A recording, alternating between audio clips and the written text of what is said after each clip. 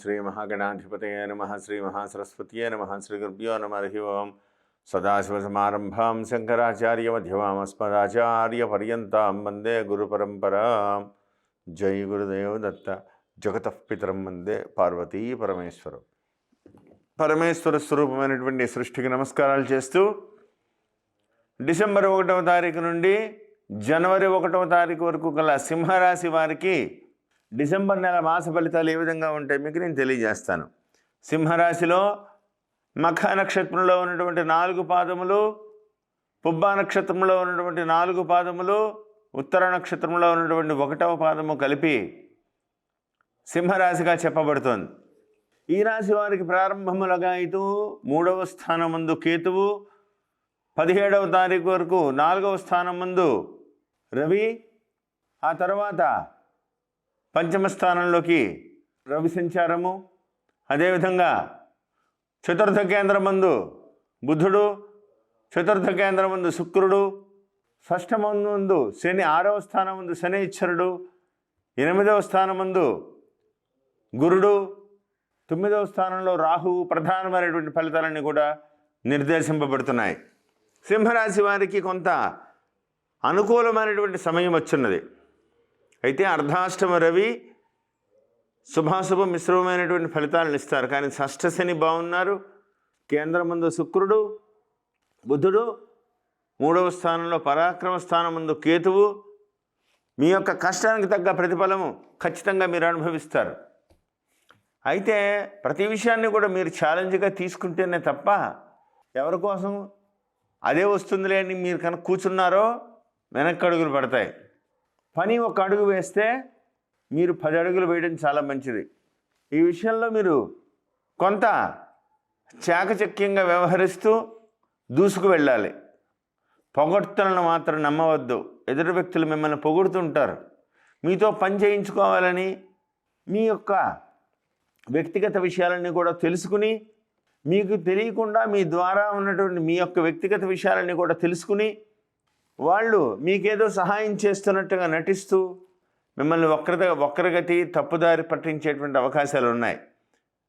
కాబట్టి ప్రతి విషయంలోనూ కూడా అతి జాగ్రత్తగా ఉండండి. ఎవరిని అధికంగా నమ్మవద్దు. ఈ విషయంలో ఏదైనా ఇబ్బంది ఉన్నా ఖచ్చితమైనటువంటి రూఢిగా మొహం మీద మాట్లాడండి. అంతే తప్ప ఇక్కడిదక్కడ అక్కడిక్కడదా మాట్లాడదామని మీరు అనుకుంటే ఇబ్బందికరమైనటువంటి వాతావరణం ఎదుర్కొనేటువంటి పరిస్థితులు కనబడుతున్నాయి. 6వ స్థానంలో శనీశ్వరుడు సక్రమమైనటువంటి పద్ధతిలో మీరు తీసుకున్నటువంటి నిర్ణయాలకి అనుకూలంగా అడుగులు పడేలాగా చేస్తారు ఆయన. గురుస్థితి అనుకూలంగా లేదు కాబట్టి జాగ్రత్తగా ఉండవలసింది. ఎందువల్లంటే అష్టమంలో గురుడు, నవమంలో రాహువు. అంటే నవమే పితృనాశనం అనేటువంటి శాస్త్రవచనం. 9లో రాహువు ఉంటే తల్లిదండ్రుల అనారోగ్య విషయంలో చాలా ఇబ్బంది పడతారు. దానికి తోడు గురుబలం లేదు, ఏమైనా జరగవచ్చు. కాబట్టి ఈ విషయంలో ఎంత జాగ్రత్తగా ఉంటే అంత మంచిది. ధన సంబంధమైనటువంటి వ్యవహారాలు కలిసి వస్తాయి. మీరు తీసుకున్న నిర్ణయాలు సంచలనాత్మకం అవుతాయి. గతంలో మీ వల్ల సహాయం పొందిన వారు ఇప్పుడు తిరిగి మీ సహాయాన్ని అర్థించేటువంటి పరిస్థితులు కనబడుతున్నాయి. అనుకూలమైనటువంటి సమయం ఆసన్నమైంది. పరమేశ్వరుడు దయ మీకు సంపూర్ణంగా కలిగింది. కాబట్టి ఆచితూచి నిర్ణయాలు చేయాలని ప్రత్యేకంగా చెప్పదగ్గ సూచన. ఆవేశంగా ఎవరు పడితే వాళ్ళతో మాట్లాడవద్దు. ఏదో రూపంలో మిమ్మల్ని ఉపయోగించుకుని మిమ్మల్ని వాడుకుని వాళ్ళు క్యాష్ చేసుకోవాలని ప్రయత్నం చేస్తారు. కాబట్టి ఈ విషయంలో జాగ్రత్త వహిస్తే చాలా మంచిది. తొందరపాటు నిర్ణయాలు పనికిరావు. ఎవరిని కూడా పొగిడే వాళ్ళని అసలు నమ్మకండి. ప్రతి విషయాన్ని కూడా గోప్యంగా ఉంచండి. ఏ విషయం మీకు తెలిసినా బయటికి ఎక్స్పోజ్ కావద్దు. ఎంత జాగ్రత్తగా ఉంటే అంత మంచిది. విద్యార్థులకి శుభాశుభ మిశ్రమంగా ఉన్నది. విద్యా విషయంలో చాలా కష్టపడవలసి ఉంటుంది. లేకపోతే అనుకున్నటువంటి స్థానానికి రీచ్ కాలేరు. ఉద్యోగస్తులకి శుభాశుభ మిశ్రమంగా ఉన్నది. అందున బ్యాంకింగ్ రంగంలో పనిచేసేటువంటి వాళ్ళైతే ఇంకా జాగ్రత్తగా ఉండాలి. వ్యాపారస్తులకి అంటే సేల్స్ రంగంలో ఉండేటువంటి వ్యాపారస్తులకైతే అనుకూలంగా ఉంది. ప్రొడక్షన్ రంగంలో ఉన్నటువంటి వ్యాపారస్తులకైతే అంత అనుకూలమైనటువంటి పరిస్థితులు కలగట్లేదు. కాబట్టి ఆలోచించే నిర్ణయాలు తీసుకోవాలని ప్రత్యేకంగా చెప్పదగ్గ సూచన.